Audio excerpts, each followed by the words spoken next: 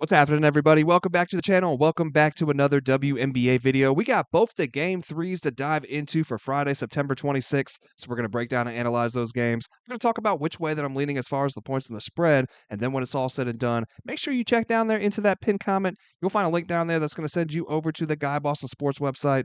That's where all of my final plays for these games are going to live for free. Now, before we dive into these games, let's go ahead and jump over there to the website. We need to recap our plays from both the game twos.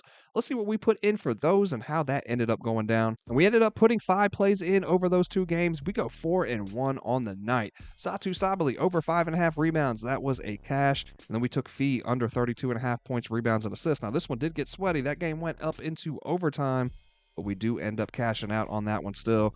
We took Jackie Young over 20.5 points plus rebounds, and this was our 1X on the day. She does not come through for us.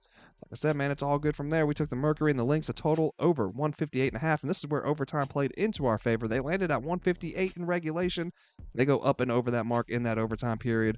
Then we took the Fever and the Aces, a first half total under 85, and that one cashed as well. 4-1 on the night, back-to-back 4-1 nights at that. 9-2 over our last 3 days. So let's keep stacking up on those units, man. Let's keep having ourselves a good semifinal round here in the WNBA.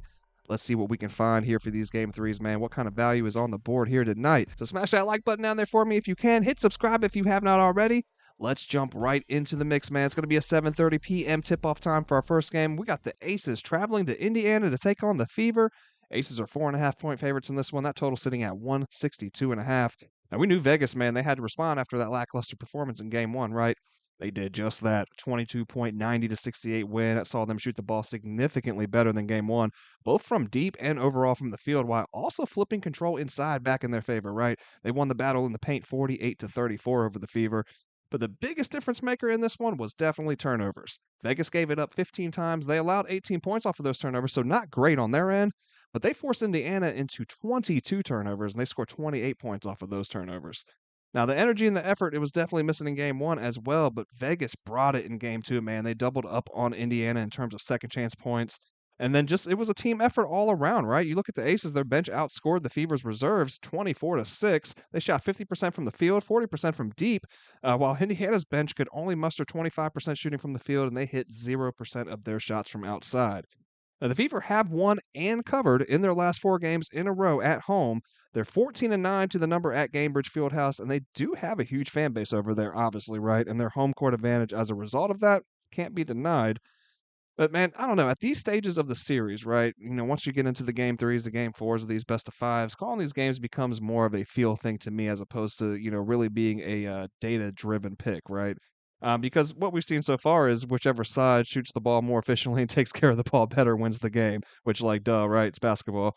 But even still, it's who do we think is going to get the job done here in game 3 in that regard specifically. We've seen the Fever shoot the ball better at home all season, jumping from 4th to 1st for 3-point shooting percentage and seeing an increase in overall shooting percentage as well.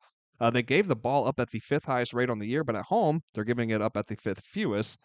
You look at Vegas, though, man, and the numbers don't change much when they go on the road. And through these playoffs so far, they are tops in the league for overall shooting percentage, and then second for 3-point shooting percentage as well. I think game 1 was their wake-up call, right? I don't think we see them fall asleep at the wheel here again. Now, you remember when the Lynx came into Vegas and embarrassed them back in early August, right? The last time they lost by double digits. Well, since then, these Aces have gone 19-2. So yeah, give me the Aces here on the side here in game 3. Now, for the total, even with Vegas hitting 90 in game 2, we saw yet another under between these two. That's all 5 games played between these two head-to-head this season, hitting to the under, 8 straight dating back to last season. Indiana has hit to the under in 6 of their last 7 games now. The Aces in 3 straight and 5 of their last 8. The Fever, they do want to play with some pace, though, right? They are home, and they could feed off that home crowd energy to help do just that. And eventually, we got to see an over, right? I don't know, man. I think that Aces defense steps up again and generates enough turnovers to make it hard for us to get up and over this number again. So if I want to look at it over, I'd look towards the first half. But ultimately, man, I'm leaning under looking at the full game. And then our late game on the evening, 9:30 p.m. tip-off time. Minnesota Lynx traveling to Phoenix to take on the Mercury here for game 3. Lynx are 4.5 point favorites here on the road. Total sitting at 158.5. Man, I'm not trying to jinx anything over here, right? But I don't think I've ever called a series more accurately than I have this one right here through these first two games, right? Because I anticipated the Mercury keeping things close in game one in the first half. We placed a wager with them plus the points, and not only the first half, but the first quarter as well. Both of those hit. Said that game would go under, and although the Mercury would keep things close in the first half, the Lynx, had the potential to pull away late for the cover. This all pretty much played out word for word. And then we get to game two. I call for the Lynx to jump out to a big lead, right?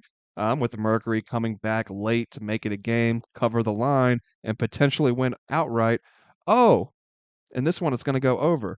Once again, man, it kind of felt like I wrote the script and watched it unfold on Tuesday. So here we are for game three. And basically, I've told you this, to inform you that the turn is coming, right? It always does. So it's up to you. Do you want to ride the hot hand with the series here or fade the hell out of me, right? Because look, man, there's no middle ground here in the world of sports betting. I'm either going to keep cashing out, and we're going to have a great day, or we're gonna fall flat on our face here, man. Like I said, there's no middle ground in the sports betting world. So we did talk, prior to game two, how Phoenix really had the edge in the paint, man, and they just needed to shoot the ball better from outside.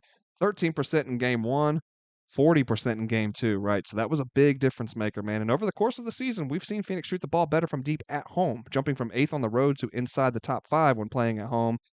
They've just fared better at home in general as well, right? Straight up, 15-7 on the year. But the Lakes aren't some scrubs on the road, though. 14-8 overall this season.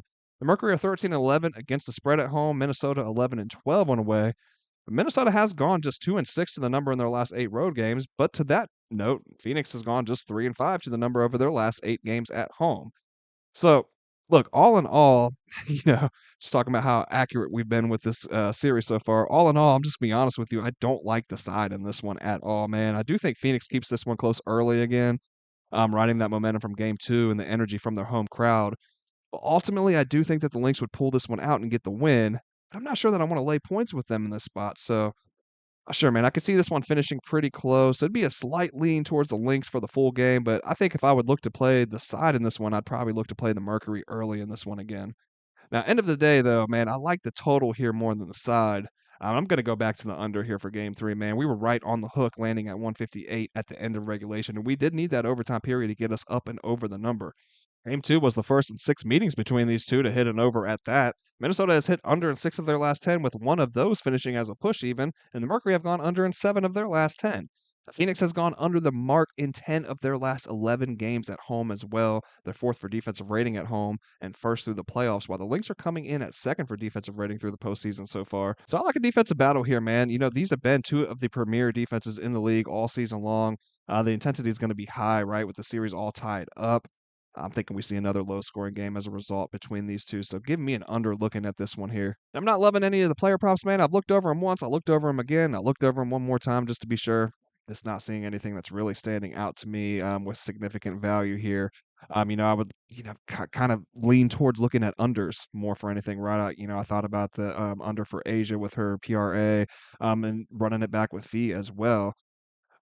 But I really don't wanna keep fading Fee. I don't wanna fade the MVP of the league either, right? I do think that those are under type games, like I said, but, yeah, man, I'm not sure that I can get behind either of those, and really besides that, I wasn't seeing much that was popping out to me, so no player props today, man, and that is gonna wrap it up. I hope you guys enjoyed the show today. Hope you found the content helpful and useful, and if you did, please don't forget to smash that like button on your way out. It definitely helps out a ton, and we really appreciate it over here at the channel. Hit the subscribe button if you have not already, guys. So much good content coming your way between me, Ev, Tassos. We got you covered, man. Football, basketball, baseball, it does not matter, and everything is free over here. That is the beauty of it all. So make sure you hit the subscribe button. That way you're not missing out on anything. And that's going to do it, man. Hope you guys have yourselves a great Friday night. Hope you cash out on these game threes, and I'll see you back for the next one.